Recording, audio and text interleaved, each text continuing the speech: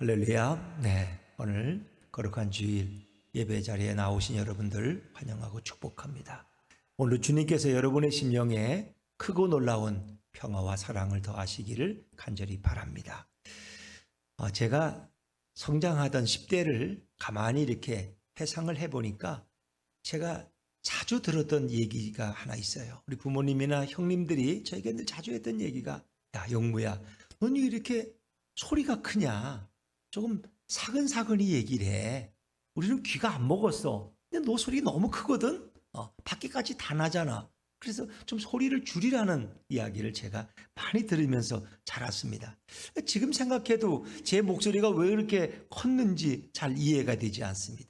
아마 다른 사람의 생각이 내 생각과 다르면 나도 모르게 약간 흥분하고 좀 긴장해서 약간 다혈질적인 게 있어서 나도 모르게 목소리가 커지는 것 같아. 제가 목소리를 크게 내려고 한 것도 아니에요. 근데 나도 모르게 목소리가 커지는 거야. 그러면 너는 대화하는 게 꼭 싸우는 것 같다, 이런 지적을 받을 때가 종종 있었습니다. 아마도 이런 습관이 남아 있어서 지금도 제가 저희 아내와 뭐 심각한 얘기를 하다 보면 자꾸 언성이 높아지는 것 같은, 아마 이런 것을 지금도 느낄 때가 있습니다. 우리가 종종 이렇게 출근길에 차가 서로 부딪혀서 차를 세워놓고 기사 두 분이 내려서 이렇게 싸우고 고함치고 때로는 막 삿대질을 하고 멱살을 잡는 이런 모습들을 우린 전에, 요즘은 잘 못 보지만 전에는 많이 봤던 것 같아요. 세계 사람들은 상대를 제압하기 위해서 먼저 목소리를 올리는 거예요. 그리고 상대방이 무조건 잘못했다고 일단은 그렇게 주장을 하면서 나서는 거죠. 물론 나중에는 잘 화해가 되기도 합니다만은 이거 왜 그럴까? 우리 생각에 목소리가 큰 사람이 이긴다는 어떤 잘못된 선입관 때문에 그러는지도 모르겠어요. 우리가 분쟁이나 어떤 다툼이 발생하면 목소리가 큰 자가 또 유리하게 보일 때도 있습니다. 사람의 본능 속에는 자신의 어떤 강한 주장을 할 때에 소리를 높이는 속성을 우리는 다 가지고 있습니다. 또 인간 속에는 강한 목소리와 강한 음성 앞에 머리를 숙이고 복종하는 내면의 그런 기질도 우리가 가지고 있습니다. 그래서 우리가 길거리에서 큰 천둥 소리를 들으면 어떻게 해요? 깜짝 놀라고 나도 모르게 두려움과 공포에 떠는 것입니다. 그래서 인간들은 평생 동안 누구보다 강한 목소리와 높은 목소리를 만들고자 애쓰는 그런 인생을 살아가기도 하는 것입니다. 그러나 여러분, 세상을 정말 변화시키고 세상을 바꾸는 것은 크고 위협적인 목소리가 아니라는 것입니다. 오히려 작고 세미한 음성이 세상을 변화시켰음을 우리는 기억해야 할 것입니다. 자, 우리는 이제 몇 주 연속해서 엘리야에 관한 말씀을 나누고 있습니다. 엘리야가 천신만고 끝에 호렙산에 도착을 했습니다. 그리고 하나님 앞에 섰을 때 여호와 하나님은 엘리야 앞을 지나가시면서 바람과 지진과 불로 자신을 드러내십니다. 그런데 그 안에 놀랍게도 하나님은 계시지 않았습니다. 성경은 정확하게 하나님이 거기에 계시지 않았다고 말합니다. 여러분, 강한 바람 소리, 그건 사람을 두렵게 만드는 거예요. 태풍이 지나갈 때 그 굉음이 대단하지 않습니까? 우리는 두려워집니다. 가끔 지축을 흔드는 큰 지진이 일어날 때 얼마나 사람들은 놀라서 공포에 떱니까? 또한 산이 불탈 때 그 엄청난 굉음 소리를 압니까? 여러분, 이렇게 불이 나서 산이 타거나 집이 타면 조용히 타는 게 아닙니다. 그것이 뭐가 막 깨지는 소리가 나고 불타는 소리가 막 소리가 들려와 사람을 두렵게 만드는 거죠. 바람과 지진과 불은 엄청난 소리를 냈지만 거기에 하나님은 계시지 않았습니다. 자, 오늘 본문에 바람과 지진과 불이 있고 난 후에 하나님은 엘리야와 세밀한 소리로 말씀하십니다. 자, 오늘 12절 말씀, 오늘 본문을 다시 한번 읽어볼까요? 12절입니다. 시작. 또 지진 후에 불이 있으나 불 가운데에도 여호와께서 계시지 아니하더니 불 후에 세미한 소리가 있는지라. 아멘. 어떤 소리가 있었습니까? 세미한 소리. 자, 세미한 소리는 도대체 어떤 소리일까? 큰 소리일까? 작은 소리일까? 일단 작은 소리죠. 이것은 정말 귀에 대고 속삭이는 소리에 가깝다고 생각하시면 됩니다. 누군가 친근하게 이야기하기 위해서 귀에다 대고 속삭인다면 얼마나 정이 날까? 근데 저도 저희 아내의 귀에 이렇게 막 귀를 대고 속삭이는 일은 별로 없었던 것 같아. 너무나 크게 근데 만약에 우리 아내의 귀에 제가 소곤소곤 이야기를 한다면 우리 아내의 마음이 얼마나 흔들리고 뜨거워질까? 그런 생각도 해봐요. 근데 이 세미한 소리는 바로 그런 소리예요. 하나님은 엘리야와 작은 소리로 대화하십니다. 왜 하나님은 바람과 불과 지진에 큰 소리를 내시다가 정작 엘리야와 대화하실 때는 세미한 소리로 대화하기를 원하실까? 어찌 보면 하나님의 위대하심과 웅장하심을 보여주려면 엄청난 큰 소리와 천둥 같은 강하고 우렁찬 말씀으로 엘리야에게 말씀하셔야지. 엘리야, 이 도망쳐온 엘리야는 좀 위로도 받고 힘을 얻을 수 있지 않을까요? 그런데 하나님께서는 엘리야가 여자도 아니고 엘리야가 어린아이도 아니고 엘리야가 갓난아이도 아닌데 왜 자꾸 속삭이는 소리로 엘리야와 대화하셨을까? 과연 오늘 말씀은 무엇을 의미할까요? 왜 세미한 소리로 말씀하셨을까요? 하나님은 엘리야가 이스라엘에서 당당하게 순교당하지 않고 도망쳐 나온 것에 대해서 못마땅하게 여겨서 그에게 작은 말로 성의 없이 속삭이시는가요? 아니면 엘리야가 도망다니면서 극심한 두려움에 사로잡혀 있기 때문에 엘리야가 놀랄까봐 일부러 작은 소리로 소곤소곤 말씀하고 계실까요? 왜 크고 두려우신 하나님이 왜 작은 소리로 속삭이실까요? 하나님은 떨고 있고 두려워하는 엘리야에게 큰 권세와 능력의 목소리로 말씀하셔야 오히려 그것이 당연한 것 아니겠습니까? 사랑하는 여러분, 하나님이 에덴 동산에서 우리 인간을 창조하실 때 우리 인간은 완벽한 존재로 창조되었습니다.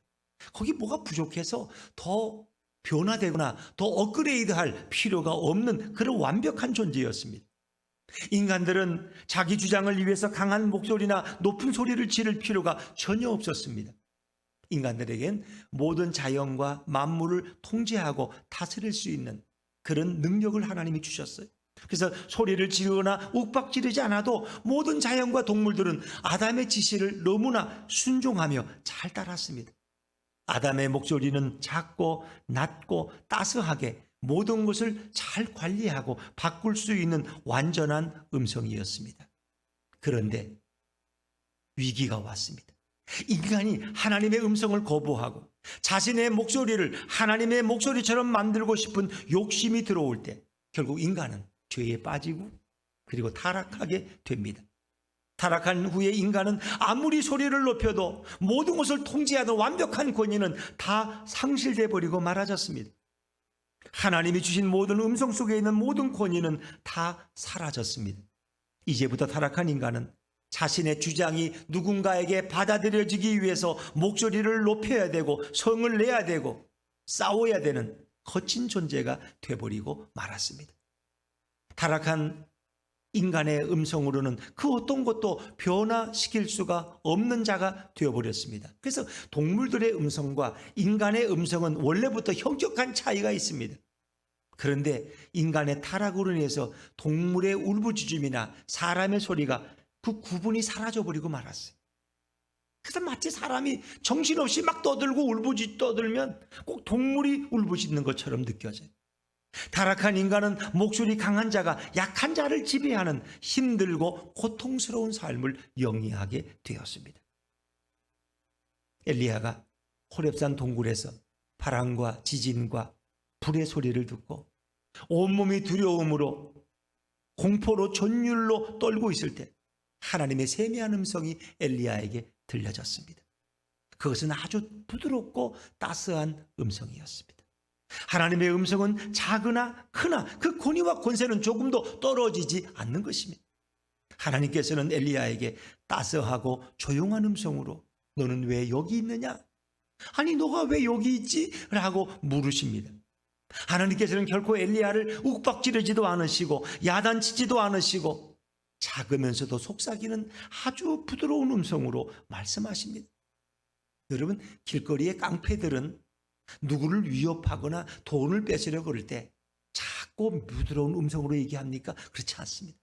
그들은 위협조로 큰 소리로 위협을 하면서 내게 돈을 내놓으라고, 내게 상납하라고 이렇게 칼을 보여주면서 이렇게 위협을 합니다.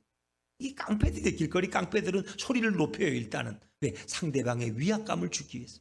그런데 반대로 조폭의 두목들은 작게 말해도 사람들을 떨게 합니다.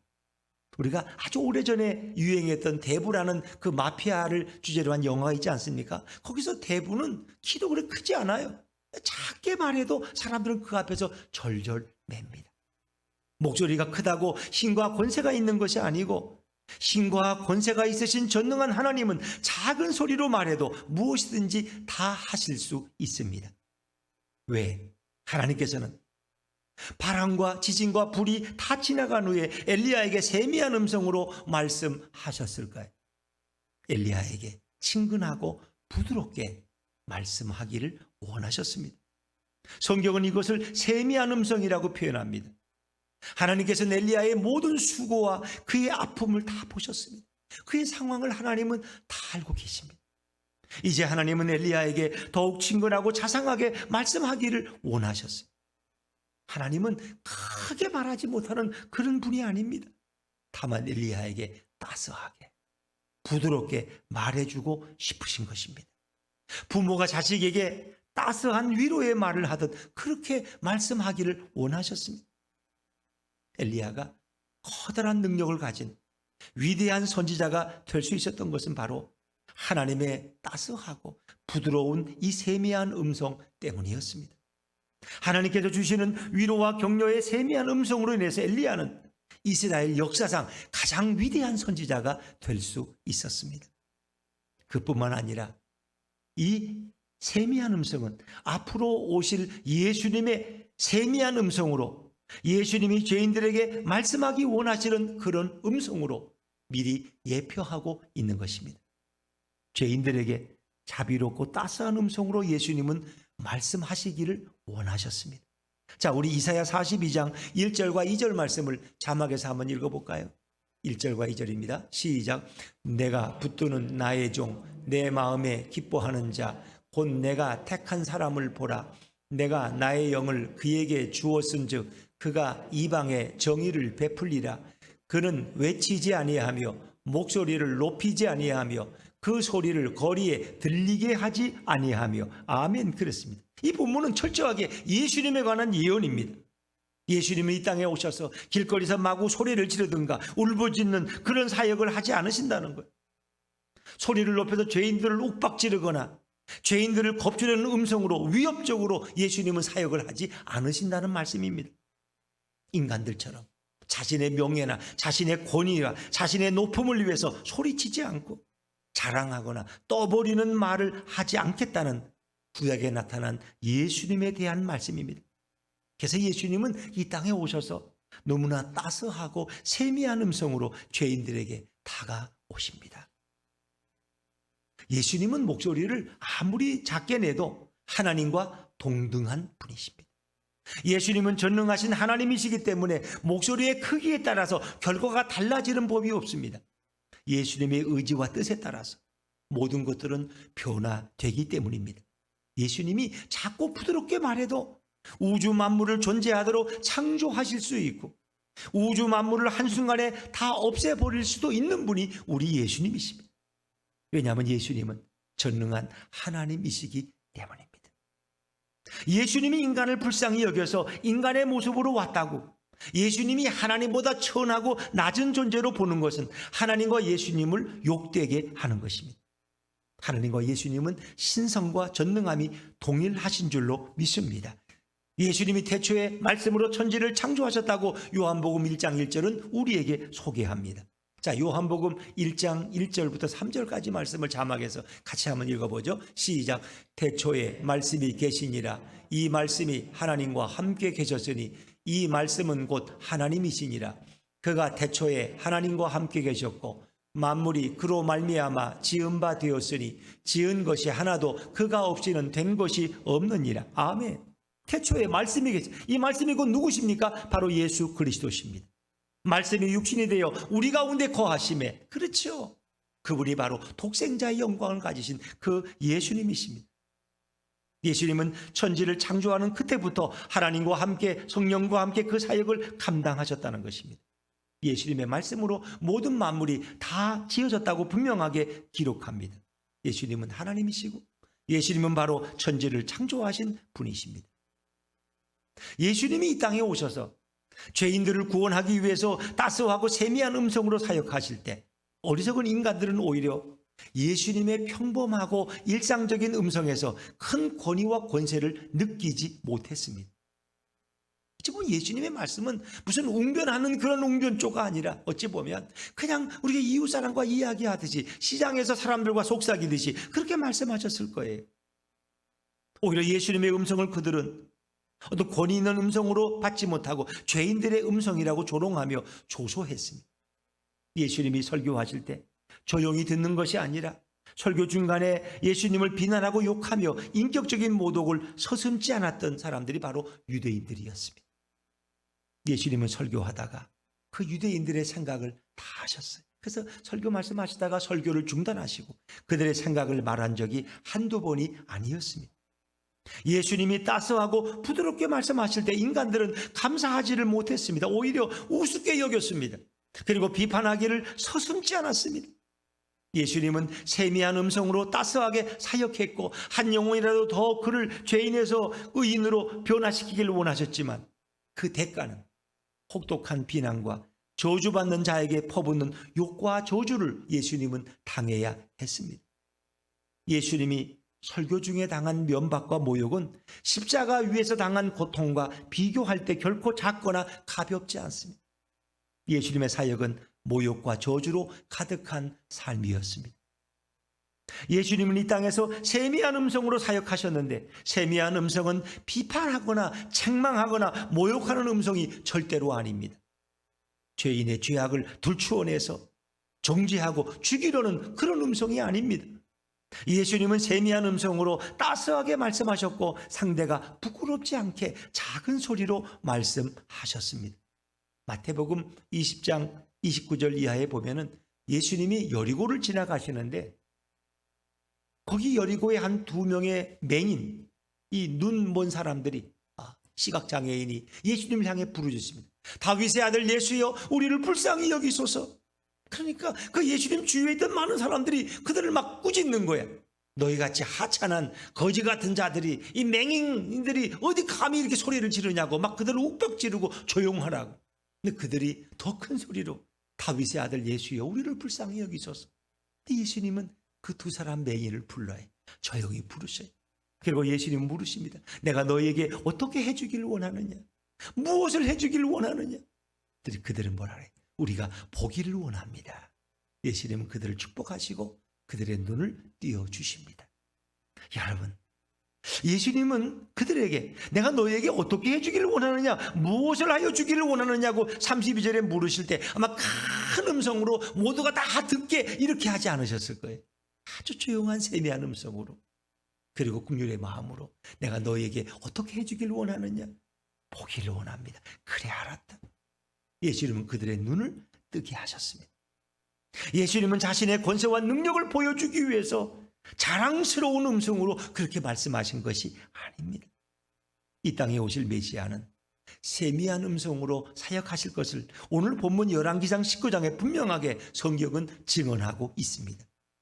예수님은 자신을 부르는 불쌍한 죄인들을 향해서 따스하고 부드러운 음성으로 부르시고 그들의 눈을 고쳐서 보도록 은혜로운 사역을 하셨습니다. 예수님은 이렇게 세미한 음성으로 죄인들을 변화시켜 주셨습니다. 여러분, 진정한 변화란 뭘까요? 어떻게 해야 맹인도 눈을 뜨는 변화를 경험하고 죄인도 의인으로 변화되고 엘리야도 모든 인간도 다 변화될 수 있을까요? 우리는 가끔 사람을 욱박지르고 책망한다고 변화된다면 그 사람들에게 잔인할 만큼 책망하고 욱박지르면 되는 것입니다. 그러나 그렇게 변하는 사람은 아무도 없습니다. 부모들도 자신들이 말을 잘 듣지 않으면 목소리가 높아지고 욱박지르게 됩니다. 그런데 그런다고 변화되는 게 아니라는 것입니다. 집에서 어릴 때부터 고함의 목소리를 듣고 맞고 자란 아이는 커서 누구를 때리거나 누구에게 맞고 돌아오는 둘 중에 하나가 된다고 합니다. 한국에는 이렇게 체벌이라는 이름으로 가정폭력이 이렇게 예전에 많았어요. 근데 그 가정폭력이 아이들이 맞고 오면 학교에서 다른 아이를 때리는 학교폭력으로 이어집니다. 그리고 학교폭력은 군대에 가면 또 군대에서 자기 후임병을 괴롭히는 군대폭력이 되고, 그 군대폭력은 사회폭력이 됩니다. 우리 대한민국에서는 이렇게 시위를 할 때 조용히 잘 시작해서 끝나는 예는 거의 없어요. 막판에는 모든 것을 다 깨트리고 뒤집어 엎습니다. 하지만 왜? 그것이 자꾸 폭력화된다는 겁니다. 그러나 예수님은 큰 소리가 아니라 겁주고 욱박지는 교만하고 높은 소리가 아니라 세미하고 자상하고 따스한 소리로 인류를 바꿔주신 분입니다. 예수님은 자신의 목소리로 모든 자들을 지배하고 누르려고 음성을 사용하지 않으셨습니다. 예수님은 죄인들이 겁에 질려서 도망하지 않도록 늘 따스하고 온화한 음성으로 죄인들에게 말씀하곤 하셨습니다. 부모가 매일 자식들을 억누르고 짓밟고 책망하는 음성으로 가정교육을 한다면 자식들과 부모는 다 원수관계가 되고 자식들은 그 어떤 것도 변하지 않을 것입니다. 진정한 변화는 세미한 음성을 통해서만 올 수 있는 것을 믿으시기를 바랍니다. 인간의 타락 후에 하나님께서는 죄인 되고 타락한 인간과 더 이상 대화하지 않으셨습니다. 인간은 하나님의 음성을 다시 듣지 못하게 되고 자신의 뜻대로 자신의 마음대로 인생을 살다가 결국은 예수도 모르고 이 땅에서 고생만 하다가 지옥으로 떨어지는 비참한 존재가 되었습니다. 하나님은 그 인간들을 불쌍히 여기십니다. 그리고 하나님께서는 자신의 종 엘리야와 대화할 때처럼 예수님을 이 땅에 보내실 때 예수님의 음성을 세미한 음성으로 보내주셨습니다. 그렇게 자비로운 하나님은 예수님을 보내주시고 세미한 음성으로 예수님이 죄인들과 대화하도록 역사해 주십니다. 그래서 어떤 더럽고 추악한 죄인들도 다 예수님과 대화할 수 있는 은혜의 문을 활짝 열어주신 분이 누구시냐? 바로 우리 하나님이십니다.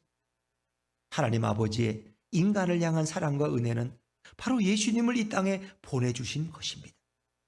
죄인을 그 죄에서 돌이키시고 예수님의 의로 인간들을 돌이켜서 변화되도록 해주신 분이 바로 우리 하나님이십니다.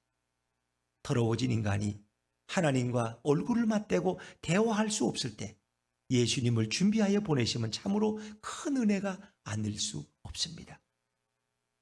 엘리야가 호렙산의 동굴에서 바람과 지진과 불의 소리 앞에 두려워 떨고 있을 때 하나님은 엘리야에게 말씀하십니다. 우리의 예상과는 달리 하나님은 매우 작은 소리로 속삭이는 소리로 친근하고 따뜻하게 부드러운 음성으로 엘리야에게 말씀하십니다. 결코 엘리야를 욱박지르거나 책망하지 않으시고 너가 왜 여기 있느냐고 부모의 심정처럼 그렇게 조용히 말씀하십니다. 엘리야는 호렙산에서 처음으로 하나님을 매우 가까이에서 만나고 체험할 수 있었습니다. 엘리야가 들은 하나님의 음성은 멀리 떨어진 고압적이고 두려운 음성이 아니었습니다. 자신의 모든 형편과 처지를 다 아시는 그런 하나님의 음성이었고 자신이 처한 다급한 상황을 다 이해하는 친근한 음성이었습니다. 엘리야는 바로 이런 음성을 들었기에 나중에 오실 메시아를 정확히 이해하는 구약의 몇 명 안 되는 사람 중에 한 사람이 되었습니다. 엘리야가 호렙산을 떠나서도 그분의 음성은 죽을 때까지 영원히 잊혀지지 아니하는 따스한 음성으로 기억되었습니다. 호렙산에서 경험한 하나님의 음성은 엘리야 자신의 음성과 달라도 너무나 달랐습니다. 엘리야 자신은 죄인들을 향해 책망하고 야단치는 음성이었지만 하나님의 음성은 그렇지 않았습니다. 갈멜산에서 850명의 바알과 아세라 선지자들을 앞에 놓고 그리고 하늘에서 불을 내릴 때 엘리야는 그 백성들을 향해서 너가 하나님을 예배하든지 우상을 섬기든지 어느 쪽이든 결정하라고 소리를 치며 책망하고 꾸짖었습니다. 그런데 그들은 하늘에서 불이 내렸지만 변화되지 않았습니다. 하나님께로 돌아오질 않았습니다. 앞으로 오실 메시아의 음성은 자신의 음성과 다른 세미한 음성이라는 것을 엘리야는 깨닫게 되었습니다. 이 사건 이후로 엘리야는 완전히 변화되었습니다. 우리 이사야 42장 2절과 3절을 다시 한번 읽어볼까요? 같이 읽죠. 시작. 그는 외치지 아니하며 목소리를 높이지 아니하며 그 소리를 거리에 들리게 하지 아니하며 상한 갈대를 꺾지 아니하며 꺼져가는 등불을 끄지 아니하고 진실로 정의를 시행할 것이며. 아멘. 엘리야는 이 땅에 오시는 메시아를 바로 알게 됐습니다. 그분은 정말 상한 갈대를 꺾지 아니하시는 사랑의 주님이십니다. 꺼져가는 등불도 꺼질까 봐 조심하는 그런 주님이셨어요. 근데 그분은 외치지 아니하고 높이지 아니하고 거리에 들리지 않도록 늘 세미한 음성으로 죄인들을 향해서 말씀하신 그런 분이셨습니다. 여러분, 현대인들은 무엇인가 누구를 변화시키려면 일반적으로 위로하고 권면하지는 않습니다. 일단은 불러다가 호통을 칠 때가 많아요. 만약 자기 직장에 어떤 부하가 계장이 잘 이게 게으르고 말을 안 들어, 그러면 일단은 과장이나 사장은 불러다가 호통을 치면서 혼을 내줍니다. 그러면 저렇게 혼을 내줘야 사람이 달라지겠지. 근데 현대인들은 주로 그런 방법을 씁니다. 요즘 마케팅에서 적극적으로 기업과 정치인들이 사용하는 그런 마케팅 중에 노이즈 마케팅이라는, 노이즈 마케팅이란 매우 부정적이고 시끄럽고 안 좋은 소리를 세간에 내어서 주목을 끄는 그런 방식입니다. 예를 들면 어떤 탤런트들은 일부러 자기 인기를 올리기 위해서 자기의 없는 스케인들을 만들어내. 그럼 어떻게 그럴 수 있냐 그러면 사실은 그게 아니라고 이렇게 밝혀져서 자기가 세간의 주목을 받게 하는 이런 일종의 마케팅도 노이즈 마케팅에 속합니다. 특별히 미국에서는 어떤 백화점에서 타이어를 팔지도 않는데 어떤 고객이 타이어를 가지고 와서 이걸 바꿔달라는 거야. 아니, 우리는 이런 건 안 판다고. 여기서 샀다고 하면 소리를 지르는 거야. 큰 타이어를 갖다 놓고. 그 사람들이 모여드는 거예요. 그거 어떻게 해요? 결국은 불러서 조용히 해결하는 거예요. 타이어 값이 얼마냐고 우리가 물어주겠다고, 가져가라고. 이게 노이즈 마케팅. 팔지도 않은 타이어를 가지고 와서 환불을 해달라고 소리 지르는 이런 사람들.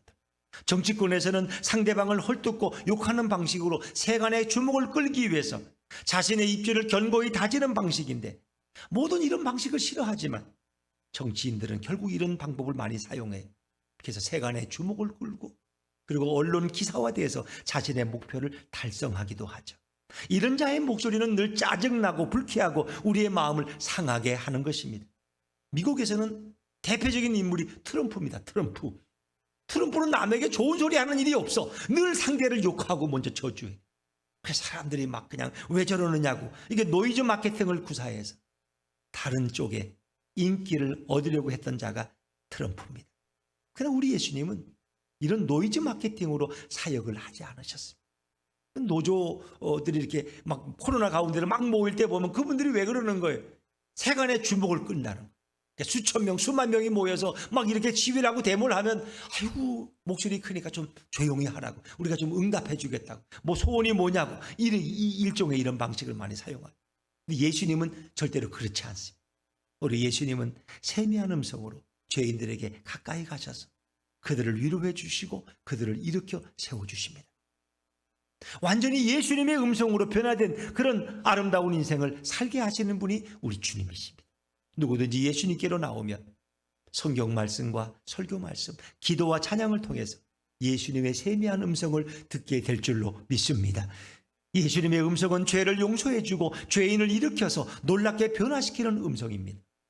우리는 이 음성을 다 들어야 할 것입니다. 그러나 예수님께 나오기를 거부하는 인생은 결국 노이즈 마케팅으로 자신을 죽이는 비참한 인생이 되고 맙니다. 여러분, 성도란 누구일까요? 성도란 날마다 말씀과 기도와 찬양 중에 있는 예수님의 세미한 음성을 듣는 자가 바로 성도입니다. 성도가 세상의 음성, 뉴스나 책이나 잡지나 TV 소리는 들으면서도 예수님의 세미한 음성을 전혀 듣지 못한다면 과연 예수님을 아는 자라고 말할 수 있을까요? 성도가 예배와 찬양과 말씀과 기도 중에 예수님의 세미한 음성을 듣지 못한다면 종교적인 여러 행위와 예식으로 위안을 받을 뿐이지 예수님과 결코 교제하는 성도가 되지 못합니다. 성도는 날마다 자신에게 세미한 음성으로 위로해 주시고 감싸 주시고 이렇게 세워주는 예수님의 음성을 날마다 경험해야 할 줄로 믿습니다. 예배 중에, 찬양 중에, 기도 중에 우리는 주님의 음성을 들어야 됩니다. 찬송가와 성경 말씀은 수많은 예수님의 세미한 음성으로 가득 차 있습니다. 신앙생활의 오랜 연수가 부끄러운 것은 아니지만 그것이 결코 또 자랑이 되지만은 않습니다. 여러분, 천국은 종교 생활의 연수기관으로 갈 수 있는 곳이 아닙니다. 천국은 목사라고 할지라도 그 직분으로 들어갈 수 있는 곳이 아닙니다. 예수님이 십자가에 달렸을 때 강도 중에 한 사람이 예수님께 이렇게 말했어요. 예수여, 당신의 나라에 임하실 때 저를 기억하소서. 그때 예수님은 아주 따스한 음성으로 그 강도에게 말씀하십니다. 우리 누가복음 23장 42절 같이 읽을까요? 시작. 예수께서 이르시되 내가 진실로 내게 이르노니 오늘 내가 나와 함께 낙원에 있으리라 하시니라. 예수님은 이 소리를 아주 작고 세미한 음성으로 위로하시고 확신을 주셨습니다. 오늘날 많은 성도들은 예수님의 세미한 음성을 듣지 못한 채 날마다 예수님을 제껴두고는 착하게 살면 천국 가겠지, 선행을 많이 하면 천국 간다고 착각하면서 살아갈 때가 얼마나 많이 있습니까? 성도는 자신의 의로 천국 가는 자가 결코 아닙니다. 우리는 예수님의 의로 천국 가는 자가 바로 성도인 줄로 믿습니다. 성도는 날마다 예수님의 세미한 음성으로 위로받고 권면받고 주님과 교제하는 자가 성도입니다. 성도는 자신의 의지와 노력으로 변화되는 자가 아닙니다. 성도는 예수님의 세미한 음성으로 저절로 변화되는 자가 바로 성도입니다. 성도는 경건과 의로움으로 스스로 변화되는 자가 아닙니다. 예수님 말씀에, 성경에 포도나무는 예수님에게 접붙이면, 그렇죠, 그 줄기된 예수님께 접붙이면 저절로 열매를 맺는다고 성경이 말씀하고 있지 않습니까? 성도가 날마다 예수님의 세미한 음성을 들으면 저절로 변화되는 놀라운 은혜를 경험하게 될 줄로 믿습니다. 예수님으로 말미암지 않고는 그 누구도 변화될 자가 아무도 없습니다. 예수님은 자신의 세미한 음성으로 죽어가는 영혼들을 변화시켜 살리려고 이 땅에 오신 유일한 구세주가 되십니다. 엘리야도 대단한 사람이죠. 엘리야도 하루 만에 하늘에서 불이 내리고 3년 6개월 동안 오지 않던 비가 내리게 한 전무후무한 이스라엘의 역선지자 중에 한 사람입니다. 그랬던 엘리야도 호렙산에서 하나님의 세미한 음성으로 더 주님을 깊이 알게 된 자가 바로 엘리야입니다. 성도는 교회를 몇 년 다녔다는 연수보다, 성도의 직분보다 더 중요한 것은 성도의 영혼이 날마다 예수님의 세미한 음성으로 힘을 얻고 은혜를 받아야 하는 것입니다. 성도가 날마다 찬양과 기도와 말씀 예배를 통해서 예수님의 세미한 음성을 듣는다면 엘리야처럼 새 힘을 얻을 줄로 믿습니다. 성도에게 가장 큰 은혜와 기쁨은 자신을 향하신 예수님의 세밀한 음성, 곧 따스하고 은혜로운 말씀을 날마다 듣는 것입니다. 이런 세미한 음성으로 은혜롭게 변화된 성도는 얼굴에서 잔잔한 기쁨이 넘쳐나고 목소리가 은혜의 목소리로 바뀌어서 항상 모든 자들에게 덕이 넘치는 성도가 될 수 있습니다. 이제 우리는 예수님을 본받아야지 세상을 본받는 자가 돼서는 안 될 것입니다. 세상의 원리는 상대를 누르고 상대를 낮추고 자신의 존재감을 높이는 음성으로 살지만 우리는 예수님을 따르고 예수님을 쫓아가야 합니다. 예수님처럼 말하고 예수님처럼 살아가시기를 주의 이름으로 축원합니다. 예수님은 큰 목소리가 아니라 작고 친근한 세미한 목소리로 사역하셨고 죄인들을 구원하셨습니다. 우리가 날마다 예수님의 세미한 음성을 많이 들으면 우리도 저절로 세미한 음성으로 살아가게 될 줄로 믿습니다. 누군가를 꾸짖고 누군가를 야단치고 누군가를 짓누르는 큰 음성이 아니라 우리는 예수님처럼 누군가를 위로하고 누군가를 감싸주고 누군가를 일으켜 세워야 합니다. 우리에게 가장 큰 재앙은 신앙생활을 하면서도 예수님께서 죄인들을 불쌍히 여기신 그 세미한 음성을 우리가 모른다면 그것은 성도들에게 가장 큰 재앙이고 가장 큰 아픔인 것입니다. 우리의 목소리가 바리새인의 목소리처럼 쉽게 변할 수 있습니다. 예수님의 세미한 음성을 듣지 못하면 저절로 바리새인의 날카로운 비판의 음성이 자신도 모르게 입에서 터져나오게 됩니다. 가정에서 바리새인의 음성으로 자식들을 꾸짖고 야단치면 결국 자신이 낳은 자식까지도 부모와 원수가 될 수 있습니다.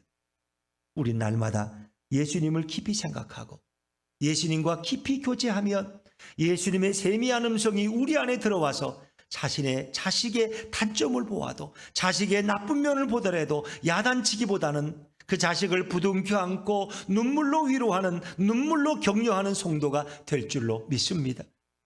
예수님처럼 죄인을 불쌍히 여기는 은혜롭고 세미한 음성으로 어떤 죄인도 일으켜 세울 수 있는 은혜를 예수님으로부터 받게 됩니다. 교회에서 연약한 누군가를 비판하면 반드시 주님은 그 영혼을 고치시기 때문에 자신도 비판받게 하십니다. 가정에서 자식을 비판하면 자식에게 비판받는 부모가 되고, 교회에서 주님이 아끼는 성도를 비판하면 세상에서 비판을 받게 됩니다.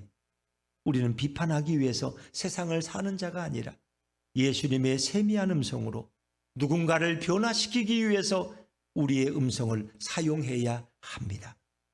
만약 우리가 예수님의 음성과 같은 은혜롭고 세미한 음성으로 세상을 산다면 예수님은 그 어떤 어려운 문으로부터도 우리를 보호해 주시고 우리를 지켜주시고 우리와 함께 동행하실 줄로 믿습니다. 우린 이번 한 주 동안도 예수님의 음성으로 가족을 살리고 이웃을 살리고 교회를 살리고 세상을 살리는 예수님의 세미한 음성들이 되시기를 주의 이름으로 축원합니다.